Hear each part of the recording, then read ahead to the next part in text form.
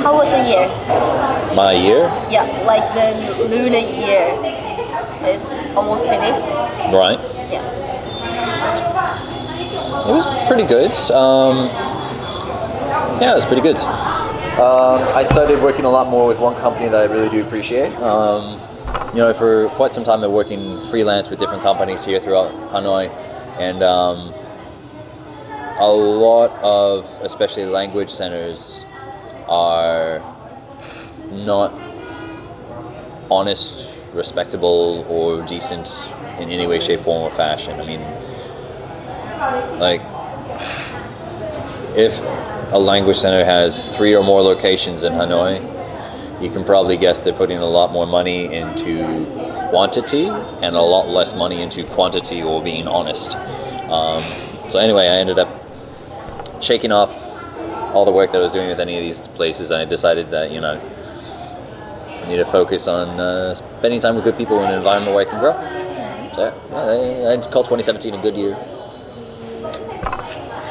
And what is the most memorable experience in this year?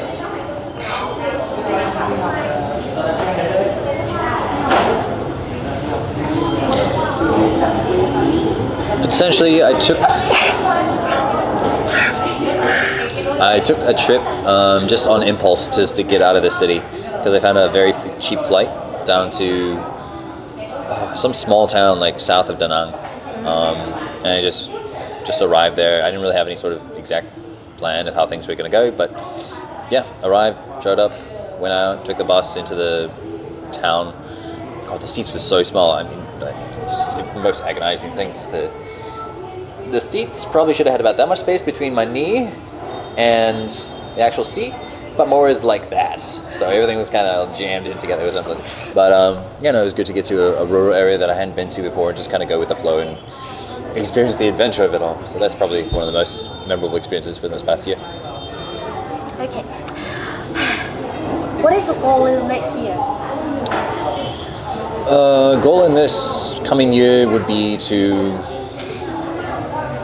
become much more conversational in Vietnamese, to bring my business to the next level that I want it to be at, to have at least like a base survival level of a 4th language.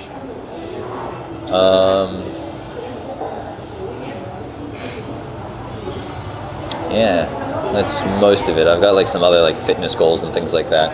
It's like like I go to the gym and things like that, but like my cardio is not great. I hate running, but I'm gonna do it anyway because I know it's good for me. So yeah. Okay. I'm gonna think about something else. Like, can you give like my students some kind of suggestion and advice? What should they say if they want to flirt and make impression on a girl, like especially foreigner? Especially foreigner.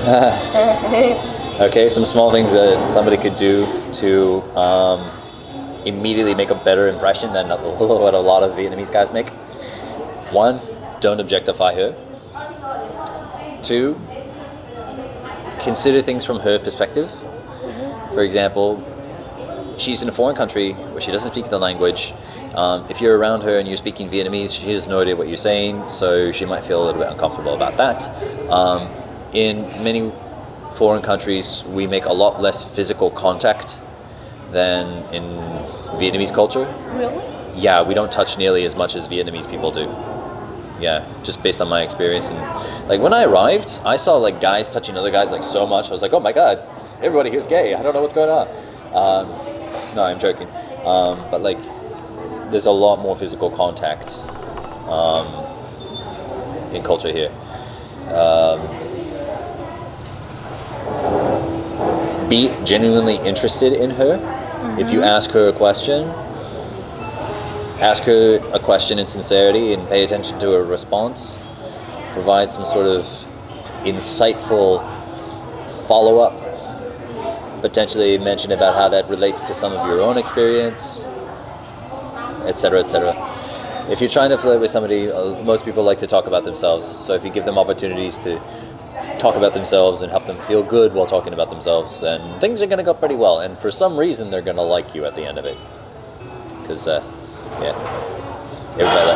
everybody likes talking about themselves. Yeah. Ego. Okay. I don't know why, but one of my girls just like want me to ask you this. This kind of stupid question, but I think I'm gonna write it down. So, what do you think about this question? Just what do you think? Do you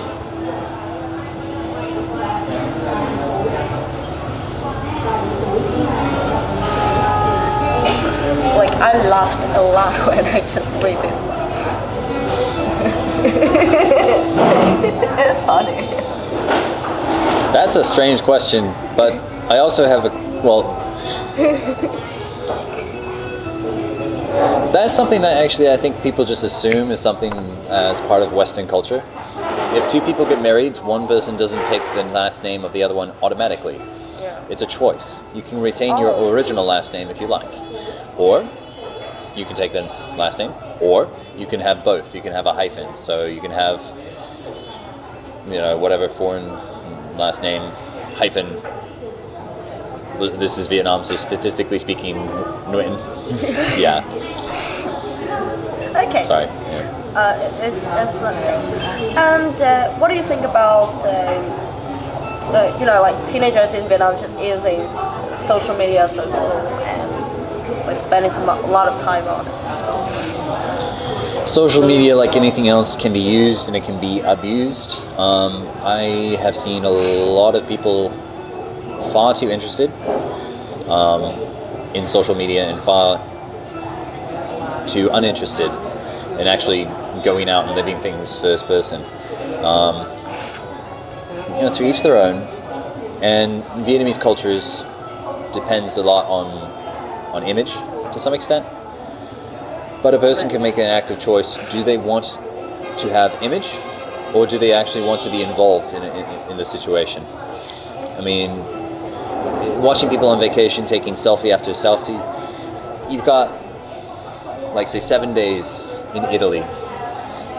How many hours of those days, each day, do you want to spend just taking pictures of yourself, just so you can be like, look, I did this and did this and did this, when you could have had so many other extra opportunities that you would have missed otherwise? Yeah. But as well, the whole keyboard warrior thing is a bit excessive. Like, there was that whole fallout from Dan Hauer and all that drama. And I have no excuse for the guy. What he said was absolutely unacceptable. I mean, this is not, it doesn't fit with the culture, and it's good that he received some punishment for it, but like the immediate response of people through social media to start sending death threats and harassment to him, his wife, and trying to find his public personal address and then putting that online and all those other things, it's just way too much. As well, this is the last thing I'll mention, is that for some reason there's a lot of negativity and negative stuff that just gets shared a lot in Vietnam, more so than other places. I was always amazed by the number of videos I'd seen of people taking from people, especially like students in the countryside, just beating the stuffing out of one another, and they would put videos of that online, or videos of torturing animals, or videos of all kinds of stuff, which was just horrific. I mean, the other day I saw a video, and you could see the crowd of people just around watching, all with their phones out, of this man who would take a girl and was holding a knife to her throat. And nobody was bothered to do anything. Nobody bothered to stand back to try and reduce the stress of the situation. Everybody was just like, somebody's about to die. I need to document this. I need to put this on video. So it's not too far of a cry from the whole Logan Paul thing, I think. But hey, I mean, it is what you make it. And if you can make social media something that is more positive, I think that's an ideal use of it. Thank you. That one was a bit long. I'm sorry. No, it's good. I have to check it. We still on?